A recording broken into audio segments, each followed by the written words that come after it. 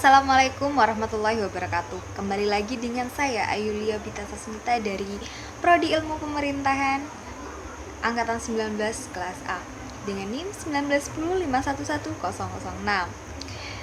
Pada pertemuan kali ini saya akan menjelaskan tentang hasil resum AIK 3, yaitu Muqaddimah Anggaran Dasar dan Anggaran Rumah Tangga Muhammadiyah.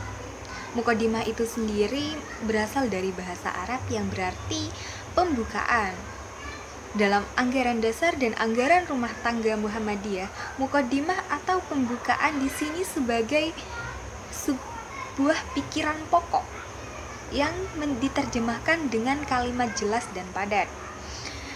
Dalam anggaran dasar Muhammadiyah, muqaddimah ada 2-3 halaman yang berbentuk narasi dan juga menyatakan tentang berdirinya organisasi Muhammadiyah. Anggaran dasar merupakan landasan main atau poin-poin inti dan berbentuk pasal dan ayat. Sedangkan anggaran rumah tangga ini berbentuk struktural teknis atau petunjuk pelaksanaan atau petunjuk operasional. Salah satu bentuk implementasinya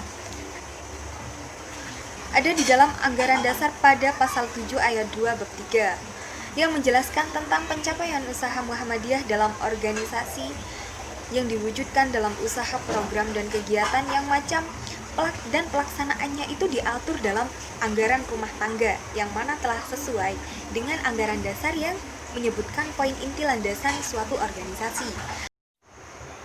Penjelasan terperinci usaha Muhammadiyah itu ada di dalam anggaran rumah tangga pasal 3 yang telah sesuai dengan anggaran dasar yang berisi 14 ayat pada pasal 3 anggaran rumah tangga. Dari penjelasan tadi kita itu bisa mengetahui apa itu anggaran dasar dan apa itu anggaran rumah tangga dalam suatu organisasi, tepatnya pada Muhammadiyah. Kemudian bab 4 pasal 8 dan menjelaskan secara terperinci pada anggaran rumah tangga pasal 4 yang menjelaskan tentang keanggotaan. Keanggotaan itu sendiri dibagi menjadi 3. Yang pertama, anggota biasa. Yang kedua, anggota luar biasa. Yang ketiga, anggota kehormatan. Yang pertama, anggota biasa ini merupakan anggota warga lokal atau warga yang anggota yang beragama Islam dengan status warga negara Indonesia. Yang kedua, anggota luar biasa yaitu anggota yang beragama Islam namun itu dari luar negara, yaitu warga negara asing. Yang ketiga adalah anggota kehormatan, yang mana anggota ini telah mempunyai. Yang terakhir yaitu anggota kehormatan. Anggota kehormatan ini yang mana telah mempunyai jasa atau telah berjasa pada organisasi Muhammadiyah. Jika seorang anggota itu telah berjasa, maka dia akan diangkat sebagai anggota kehormatan.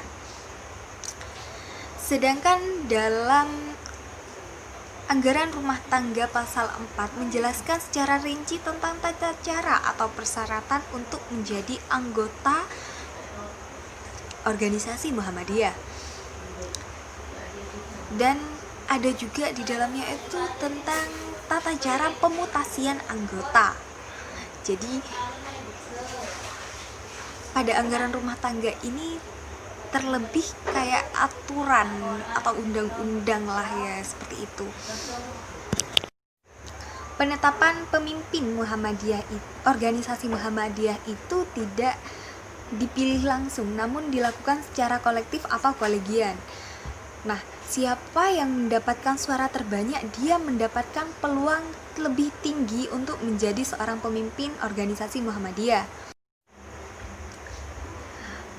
Pemilihan pemimpin organisasi Muhammadiyah itu tidak hanya dilakukan secara kolektif atau kolegian saja, tapi juga dilakukan secara musyawarah pada anggota. Jadi di sini terdapat transparansi ya, biar tidak simpang siur gitu di dalamnya dan tidak menimbulkan perpecahan.